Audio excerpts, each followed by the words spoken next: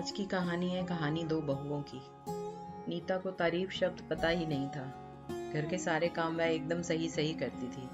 खाना बहुत स्वादिष्ट बनाती थी, लेकिन फिर भी आज का खाना अच्छा था बहू, ऐसा उसकी सास कभी भी बोलती नहीं थी।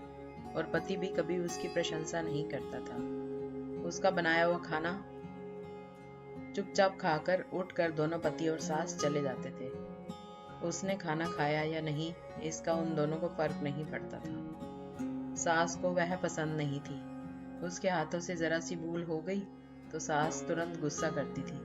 उससे भी बुरी बात यह थी कि उसके पति और उसके बीच बातचीत ज्यादा नहीं होती थी और उन्होंने ये चुप्पी बनाए रखी थी। वह उस पर ध्यान नहीं देता था। परदेश में पढ़ाई करने गया हुआ छोटा देवर मात्र समय समय पर नीता को फोन करता था, पूछता था भाभी कैसी हो। उसका फोन आने पर नीता बहुत खुश होती थी। अपना मन हल्का करने का उचित स्थान था नीता का। कुछ ही दिनों में देवर की पढ़ाई खत्म हो गई और वह घर आया। थोड़े समय के भीतर उसे एक अच्छी नौकरी भी मिल गई। नीता को बहुत आनंद हुआ। नौकरी लग जाने के बाद उसकी सास अपने छोटे बेटे की शादी के लिए बातचीत करने लगी, पर देवर को एक भी लड़की पसंद नहीं आती थी। इसने ही बोला होगा उसे मना करने को, सोचकर सास नीता को ही दोष दे रही थी। नीता को चिंतित देखकर देवर ने अपनी माँ से कहा, मैं एक लड़की से बहुत प्यार करता हूँ, मैं उसी से शादी करूंगा। उसने जिद की। देवर जी, यह बात पहले बतानी चाहिए थी ना। नीता ने ये बात अपने पति के कान पर डाली। इस बात पर उसने थोड़ी कीट-पीट की, लेकिन लड़की देखकर वह भी तैयार हो गया। सवाल बचा सास का, अपने छोटे बेटे का मन कैसे दुखाएगी वह। बाद में उनकी भी हाँ हो गई। नीता को बहुत खुशी हुई। उसे लगा एक अच्छी सहेली आ जाएगी, अब साथ देने के लिए, दिल के राज बताने के लिए। पर कैसी होगी छोटी देवरानी?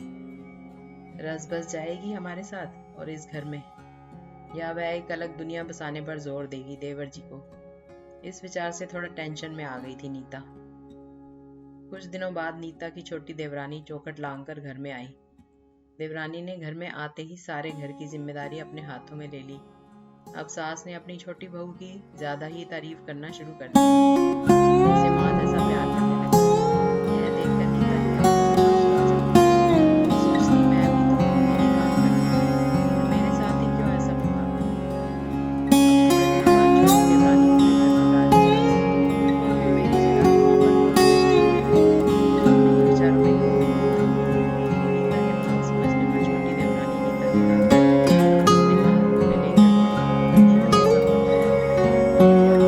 छोटी बहन से कुछ देखना बहुत जल्दी संभाला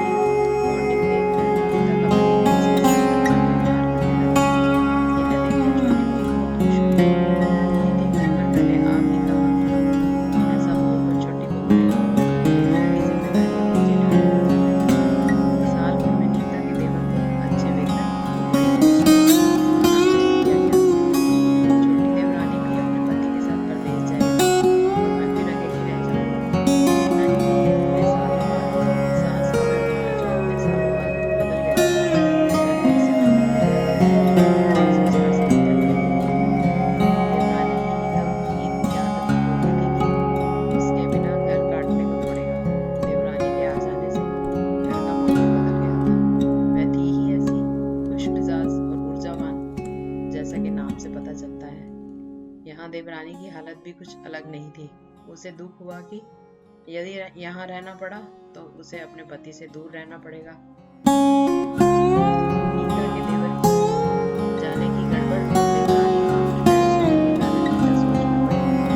अंत में उसने देवरानी को पूछा तो देवरानी ने जवाब दिया, ऐसा न करते, स्नान पर अकेली रहूंगी, इससे अच्छा मैं यहीं रहूं। आपके देवर ने बोला है मैं शनिवार और रविवार की छुट्टियों में आप भी यहाँ आ जाया करें। मैं भी उनके साथ जाया करूंगी, थोड़ा बदलाव हो जाएगा। उस पर मैं पूरे 6 महीने ऑफिस या नौकरी कर लूंगी। अपने पति को नमन करके देवरानी बोली और छोटी देवरानी भी हंसने लगी। अभी आंखों के आंसू पोंछते अनीता को पूछा कि यह दिन बहुत बीत रहे हैं। जाओ तुम अपने पति के साथ, उनके साथ भी तो कोई होना चाहिए ना। दीदी, आपने तो मुझे बड़ी उम्र का प्यार दिया, वैसे ही प्रिया के लिए मुझे एक बड़ा भाई दिया। ये भरा हुआ संसार छोड़कर मैं कैसे जाऊं? वहाँ अकेली का मन नहीं लगेगा। 6 महीने का भी सवाल है, मैं अंत में यहीं रहूंगी। यह सुनकर मीता ने अपने देवर को खुश होकर धन्यवाद दिया। बाद में देवरानी मीता को बोली, अपने पति के साथ एक दिन जाया करो, समय नहीं लगता, बहुत कम